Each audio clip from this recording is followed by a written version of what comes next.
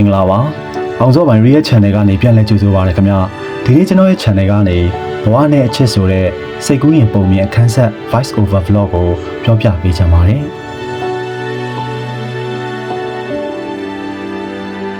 လူသေးသေးလေးတစ်မျိုးရဲ့အေးဆေးတိတ်ဆက်တဲ့မနက်ခင်းတစ်ခုမှာလူငယ်တစ်ယောက်ရှိလို့နေခဲ့ပါတယ်သူ့ရဲ့နာမည်ကတော့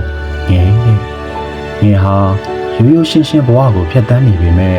သူ့ရဲ့စိတ်ထဲမှာတော့မပြောပြနိုင်တဲ့အိမ်မက်တွေရှိလို့နေခဲ့ပါတယ်။ဘဝကိုတနေ့ထက်တနေ့ပိုကောင်းလာစေခြင်းနဲ့ဆန္ဒတွေနဲ့ပါ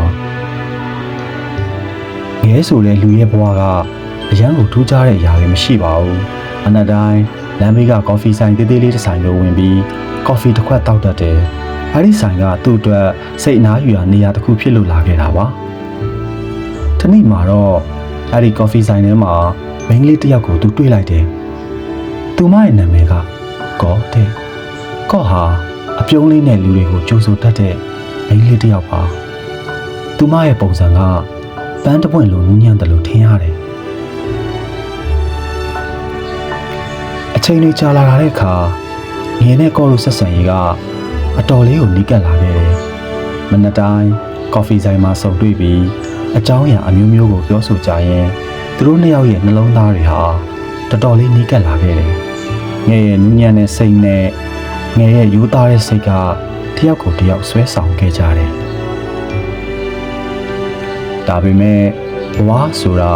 အမြဲတမ်းအေးဆေးလှပနေတဲ့ပန်းခင်းလည်းမဟုတ်ပါဘူး။ငယ်ရဲ့ဘဝထဲမှာသူ့တငယ်ချင်းတယောက်ရှိခဲ့တယ်။တာမန်မိတ်ဆွေတငယ်ချင်းတယောက်ဆိုရင်လည်းမမားဘူးလေ။သူ့နာမည်ကညွန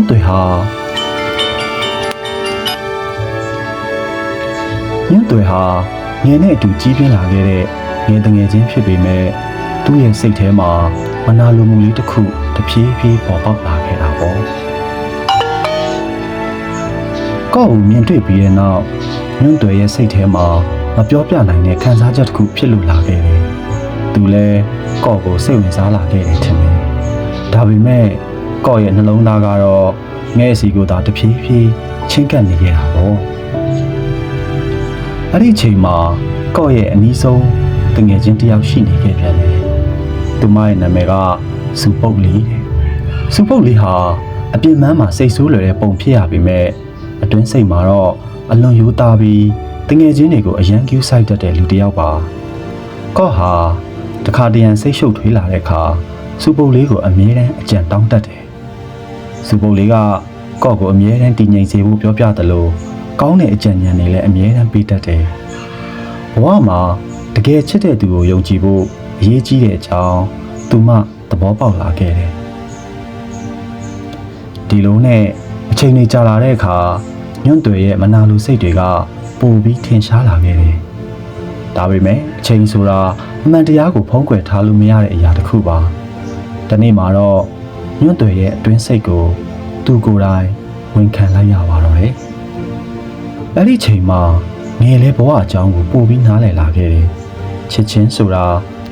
အပိုင်ဆိုင်နိုင်တဲ့အခါတော့တခြားသူကိုမဖြတ်စည်းတဲ့ခံစားချက်တစ်ခုဖြစ်ကြောင်းသူ့ကိုပိုသိလာစေခဲ့တယ်။နောက်ဆုံးမှာတော့ညွန့်တွေဟာတိတ်တဆိတ်နောက်ဆုတ်သွားခဲ့တယ်။သူ့စိတ်ထဲမှာနာကျင်မှုရှိနေတော့လဲတငယ်ချင်းနှစ်ယောက်ရဲ့ပျော်ရွှင်မှုကိုမဖြတ်စည်းချင်တော့တာကြောင့်အခုလိုနောက်ဆုတ်ခဲ့တာလို့သူဆုံးဖြတ်ခဲ့တယ်။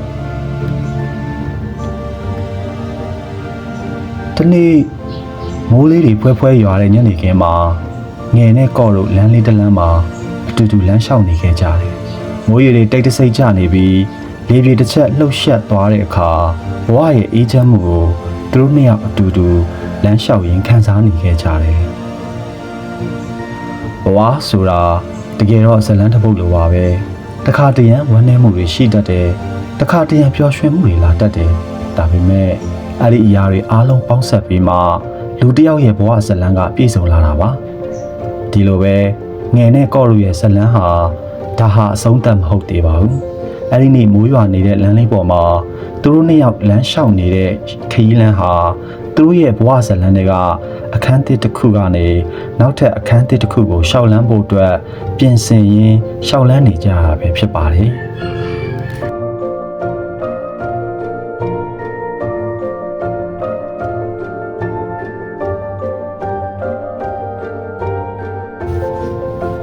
ဟုတ်ကဲ့ပါ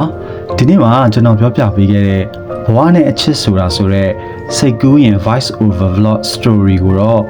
နောက်ရက်ဒီမှာအခန်းနှစ်အဖြစ်အခန်းဆက်လက်ပြီးတော့ပြောပြပေးသွားပါမယ်ဒီနေ့တော့ဒီလောက်ပဲရနာကြပါတယ်ခင်ဗျအချိန်ပေးပြီးတော့နားဆင်ပေးတဲ့ကျွန်တော်ရဲ့မိတ်ဆွေတယောက်ချင်းစီတိုင်းကိုကျေးဇူးအများကြီးတင်ပါတယ်ဗျနောက်ထပ်အခန်းဆက်တွေမှာညွန့်သွဲကော့စူပုတ်လေးတို့ရဲ့သုံးပွင့်ဆိုင်ချစ်ဇလန်ကဘယ်လိုဖြစ်လာမလဲဆိုတာဆက်ပြီးတော့နားဆင်ပေးပါဦးဗျ